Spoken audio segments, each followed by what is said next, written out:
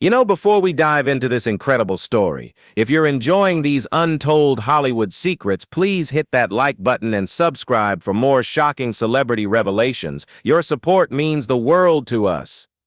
Now, let's get into this amazing story. August 15th, 1963. Universal Studios, Stage 12. Elvis Presley was sitting alone in a corner of the soundstage, his head in his hands, when Doris Day walked over and sat down beside him. What she said in the next 27 minutes would change the course of Elvis's life forever. Not through criticism or confrontation, but through the kind of caring honesty that only comes from someone who truly understands what fame can do to your soul. This is the story of the day America's sweetheart saved the king of rock and roll from losing himself completely. Now, let me back up here and explain what was happening to Elvis in 1963, because understanding his pain makes Doris's intervention even more powerful. By 1963, Elvis Presley was trapped in a contract with Colonel Parker that had turned him from a revolutionary musician into a movie star making formulaic films, trapped in a Hollywood system that cared more about his box office appeal than his artistic integrity. Most importantly,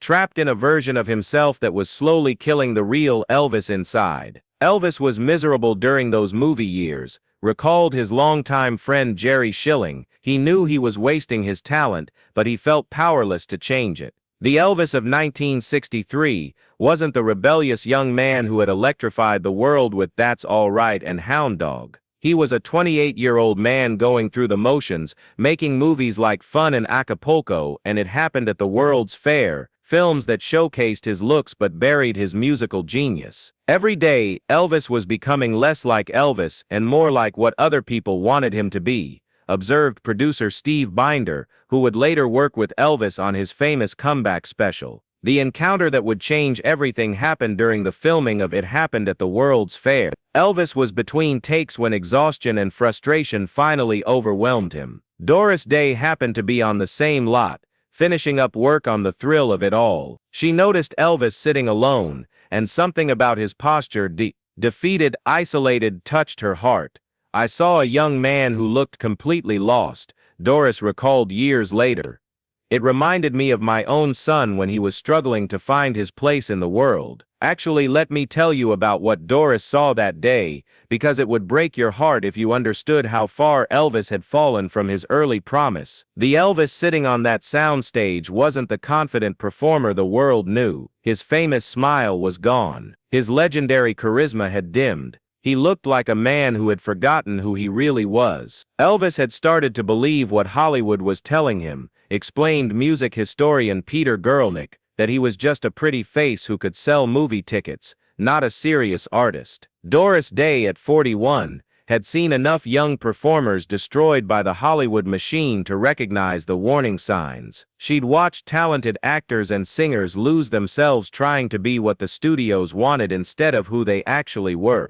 But she'd also learned something that Elvis hadn't yet discovered. Sometimes the most successful thing you can do is stay true to yourself. "I walked over to him because I recognized the look," Doris explained. "It's the look every performer gets when they realize they've sold their soul and don't know how to buy it back." "Mind if I sit down?"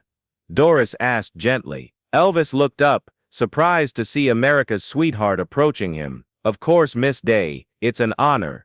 Please call me Doris, and the honor is mine. I've been a fan of your music since I first heard Heartbreak Hotel." Elvis managed a small smile. "That feels like a lifetime ago." "Why?" "Because now you're making movies instead of music." The directness of the question caught Elvis off guard. Most people in Hollywood avoided talking about anything real or personal. "I suppose movies pay better than music." Doris studied his face carefully. "Elvis, can I ask you something? When you wake up in the morning, what makes you excited to get out of bed?" Elvis was quiet for a long moment. "Honestly, not much anymore."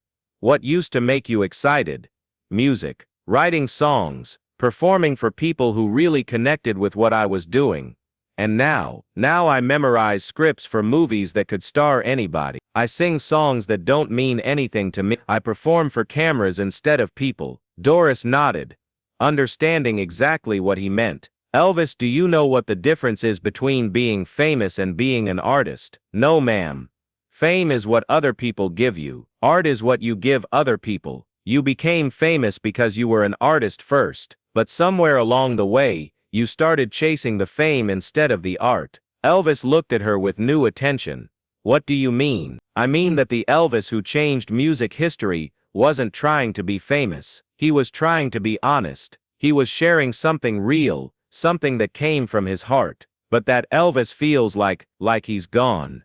No, he's not gone. He's just buried under all the expectations and contracts and people telling you who you should be. Don't forget to comment below and let us know what other inspiring celebrity friendships you'd like to hear about. What Doris said next would become the turning point in Elvis's life, not because she told him what to do, but because she helped him remember who he really was. Elvis, I want you to close your eyes and think back to the first time you ever performed for people, not for cameras, not for record executives, not for money, just for the pure joy of sharing music with other human beings. Elvis closed his eyes. I was at the Louisiana Hayride, 1954. I was so nervous I could barely hold my guitar. What did that feel like? Like I was exactly where I belonged, like everything I'd ever experienced in my life had led me to that moment. And how did the audience respond? They went crazy, not because they knew who I was, but because they felt what I was feeling. Doris smiled. That's the Elvis the world fell in love with. The one who wasn't performing. He was sharing his soul. But I can't go back to that. Too much has changed. I have contracts, obligations.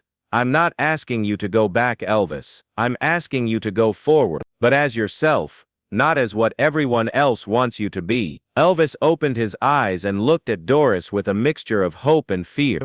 How do I do that when everyone around me has a different plan for my life? You start small. You start with one song that means something to you. One performance where you forget about everything except connecting with the people listening. One moment where you choose to be an artist instead of a product. And then you build on that moment, and you keep building until you remember who Elvis Presley really is. They sat in comfortable silence for several minutes, watching the crew prepare for the next scene. Finally Elvis spoke. Doris, can I tell you something?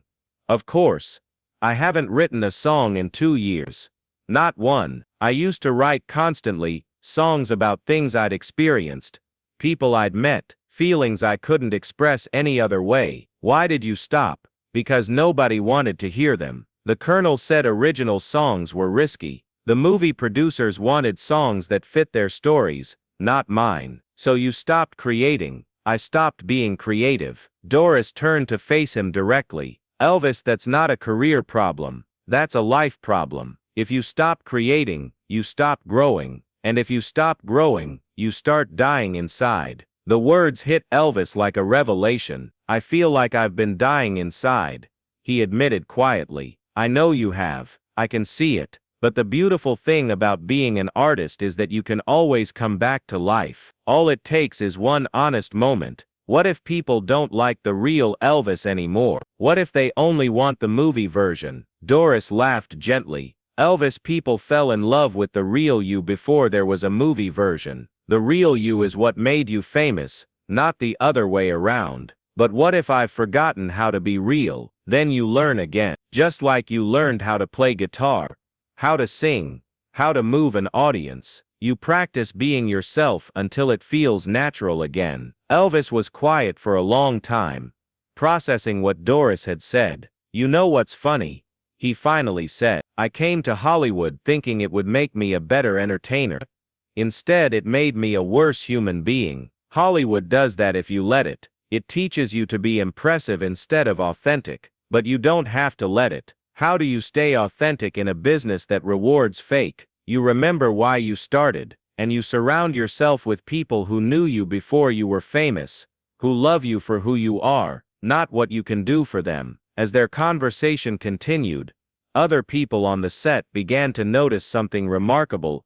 Elvis was coming alive again. His posture straightened, his eyes brightened. For the first time in months, he looked like the charismatic performer the world remembered. I want to ask you something, Doris, and I hope you'll be honest with me, always.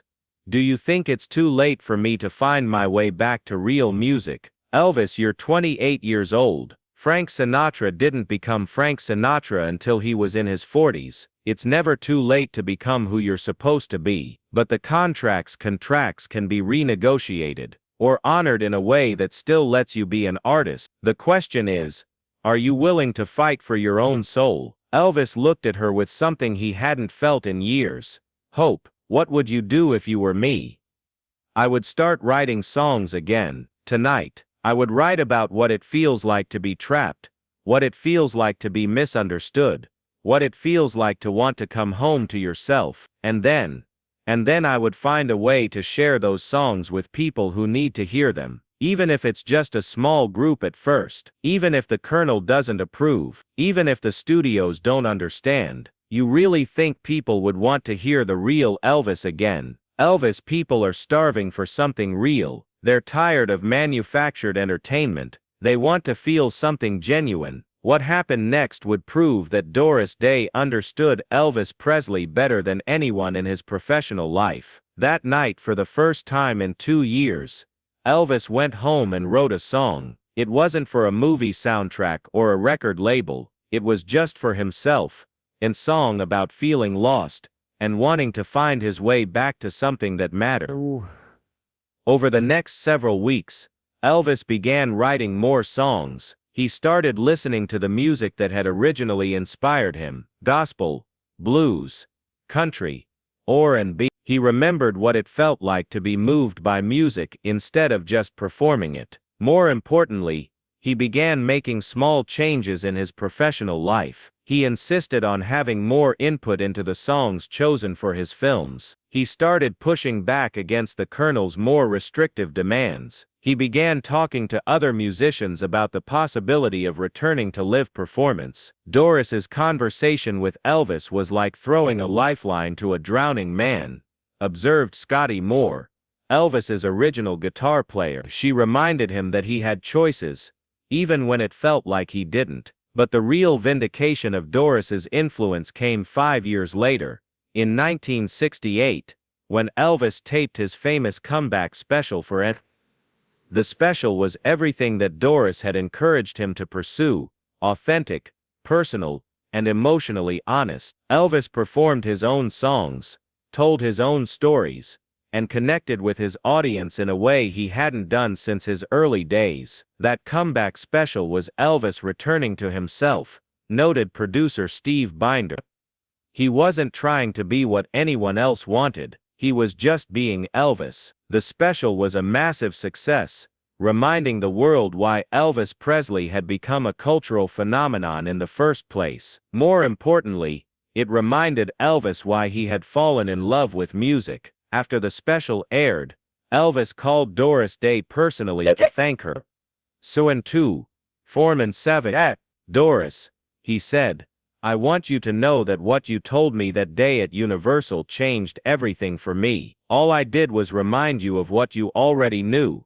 Doris replied, maybe, but sometimes we need someone else to help us remember who we are. The 1968 comeback special launched the final phase of Elvis's career, the Las Vegas years, where he returned to live performance and reconnected with audiences in a direct, powerful way. Elvis found his way back to being an artist, observed music critic Grail Marcus. He stopped trying to be a movie star and remembered that he was a musician first. Years later, when asked about her conversation with Elvis, Doris Day was characteristically modest. Elvis just needed someone to believe in him, she said. Sometimes that's all any of us need. One person who sees who we really are, and encourages us to be that person. But Elvis's friends and family understood the deeper truth. Doris Day had saved Elvis from disappearing completely into the Hollywood machine. If Elvis hadn't had that conversation with Doris, I don't think there would have been a comeback special, reflected Jerry Schilling. I think he would have just kept making movies until he forgot who he was completely. The day Doris Day confronted Elvis Presley wasn't about criticism or judgment. It was about one artist recognizing another artist's pain and offering the kind of loving guidance that only comes from someone who truly understands the cost of fame. August 15, 1963, a conversation between two legends that lasted 27 minutes. It changed the course of music history, not through harsh words or tough love, but through the simple act of one human being seeing another human being clearly, and caring enough to speak the truth. Doris Day didn't just help Elvis find his way back to music, she helped him find his way back to himself, and sometimes, that's the greatest gift one person can give another. The gift of remembering who you really are.